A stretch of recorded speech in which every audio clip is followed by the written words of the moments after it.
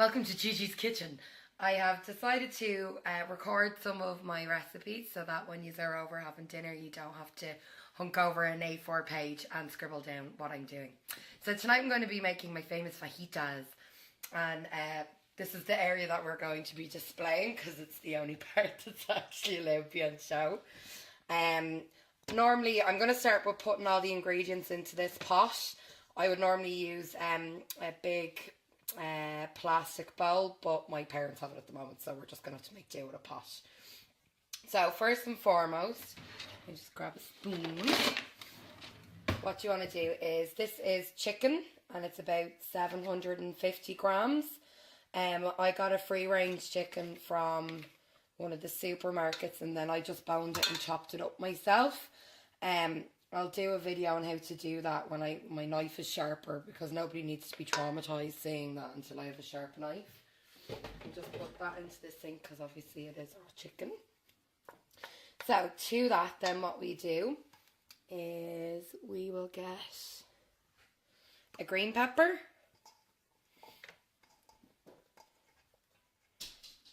a red pepper, and then one very large onion.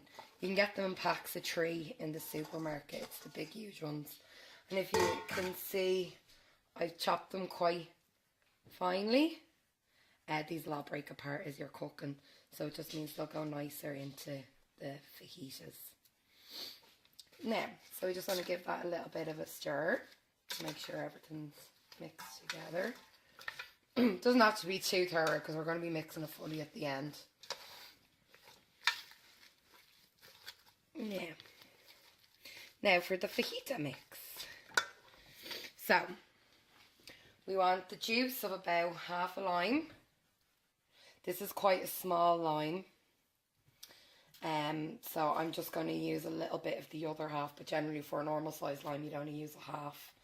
A little trick when you're doing the lime is if you actually cut it in half and microwave it for about 30 seconds, you get a lot more juice out of it than you would do if you hadn't done it. So I'm just going to use about half of that lime there, just because he's so tiny. Now, then what we want is about, hold on, let me grab a spoon, just a tablespoon of smoked paprika, a tablespoon of sweet paprika, some cumin powder. I have the seeds, I normally grind it just so it's fresher, but you could use the pre-ground one if you so chose. Garlic, I like a lot of garlic, so I use the big bulbs that come in little, but it would be equivalent to about 5 cloves of garlic. Just crushed it up. Then I have a 1/4 teaspoon of dried crushed chili flakes.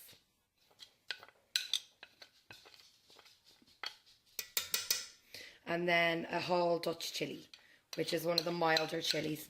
If you prefer spice, you could do a hotter chili and a bit more chili flakes. But as you know, the boys don't really like the spice, so we'll just keep it a bit PG. So I give this a little stir around. Just make sure. I'm going to have to get my hands in this eventually, but it's just for the moment while I try and mix the powders a bit.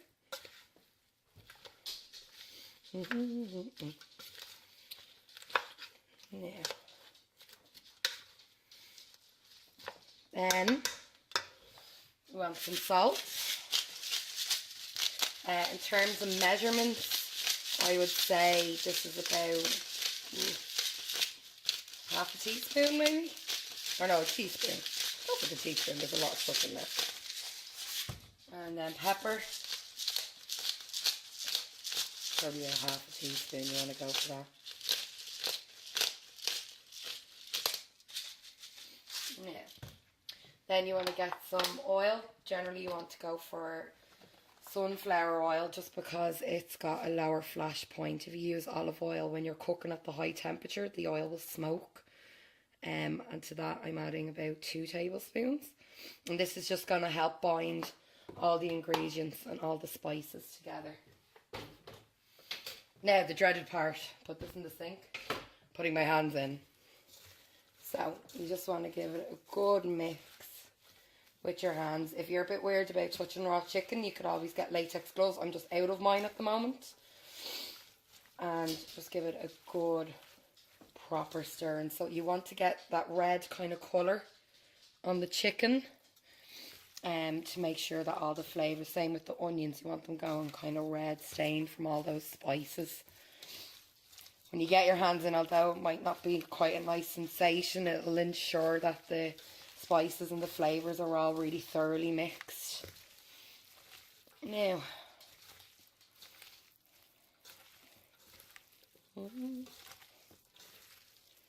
perfect. So that's basically it. I'm going to wash my hands, cover this with cling film, and then I generally leave it to marinate for at least 40 minutes, but the longer you leave it to marinate, the better. So we're back now to cook the fajitas, and I'll show you really quickly the recipe for a quick guacamole. So I'm just going to put the pan onto a high temperature and let that heat up, and then whip up the guacamole while we're waiting for this to heat. So all I've done is I have chopped up 2 avocados. I chopped them up into little squares, you can see there.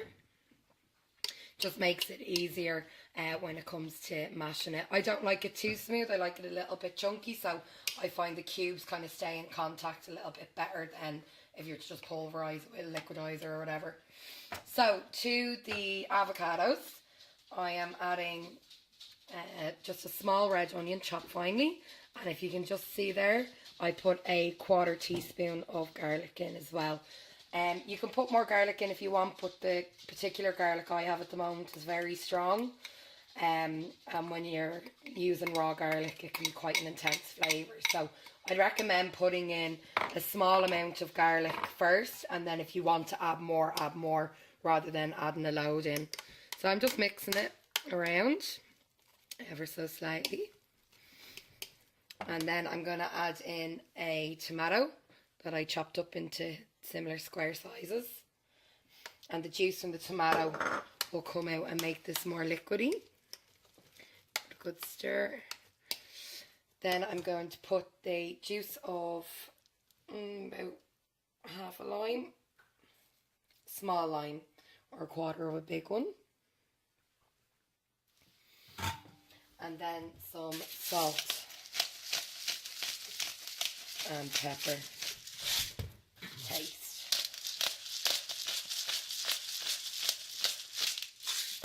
Now, I'm just going to give that a good old stir.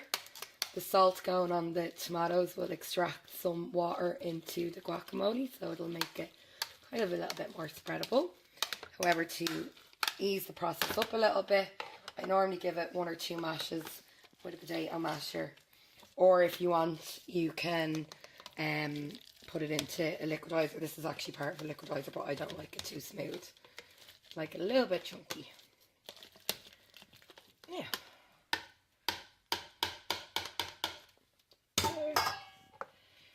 Give it a good stir. And that's it there. You can see it.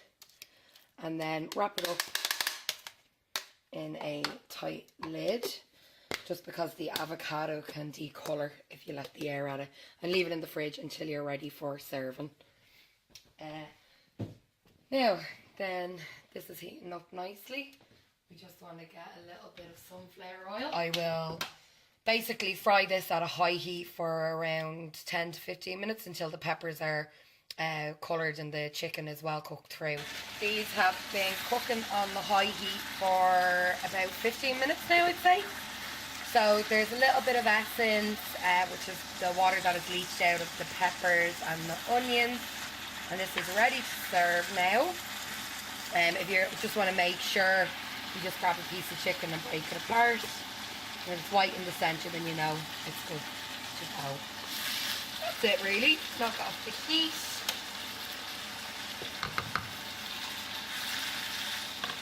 I'm just going to throw now, and then it's ready to serve. Sizzling fajitas. So this is how we would typically lay them out. So you have your chicken, your peppers and your onions, the fajita filling. some chopped up lettuce, some grated cheese and some condiments. Actually, I'm nearly forgetting the guacamole. Some fajitas. Well, the actual tortilla wraps, which I just microwaved, and the guacamole. So I will do a picture of the finished product for the end of the video so you know exactly what you can expect when it's made up. Thanks very much for watching. Bye bye.